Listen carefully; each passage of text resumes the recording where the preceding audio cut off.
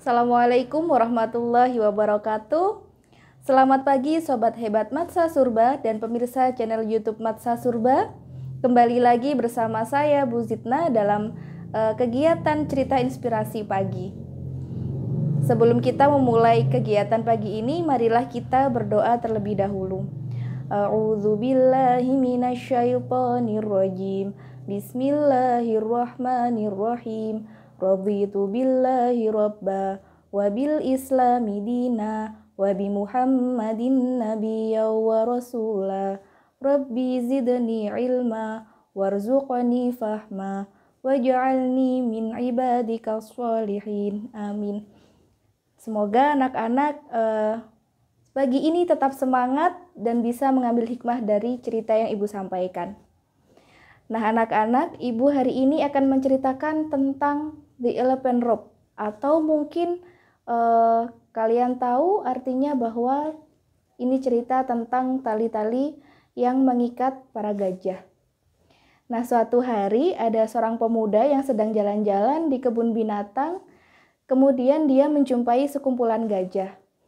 Pemuda ini kemudian bertanya-tanya, kenapa ya padahal gajah itu sebesar itu, tapi mereka diam saja ketika tahu bahwa kakinya sedang ditali oleh seutas tali yang menurut pemuda itu sangat kecil, sangat tipis dibandingkan dengan ukuran kakinya.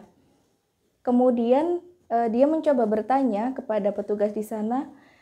Dia bertanya, kenapa sih para gajah ini tetap diam saja? Kenapa para gajah tidak berpikir untuk mencoba melarikan diri?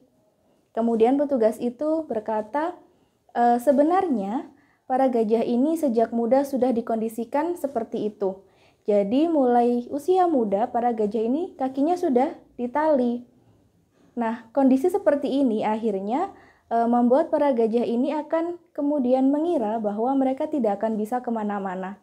Walaupun dengan seutas tali yang tipis tadi, walaupun hingga sudah besar, mereka akan tetap berpikiran bahwa mereka ada di kondisi yang sama dan tidak mungkin melarikan diri. Kemudian pemuda ini merasa kagum, oh ternyata seperti itu. Nah ternyata anak-anak, apa yang ada di pikiran gajah ini, itu sama seperti ibarat kita ketika merasa gagal dalam melakukan sesuatu. Mungkin kita pernah merasa kecewa, marah, kenapa kita gagal melakukan sesuatu. Kemudian kita menyalahkan diri sendiri. Harusnya kan aku bisa seperti ini, harusnya aku bisa seperti itu. Tetapi hal yang mungkin tidak kita sadari, kita sebenarnya sedang mengekang diri kita sendiri melalui pikiran. Kita tidak berusaha mencoba untuk belajar bahwa di setiap kegagalan pasti kita belajar tentang sesuatu. Tidak mungkin ketika kita gagal, kemudian kita tidak ada kesempatan lagi untuk berhasil.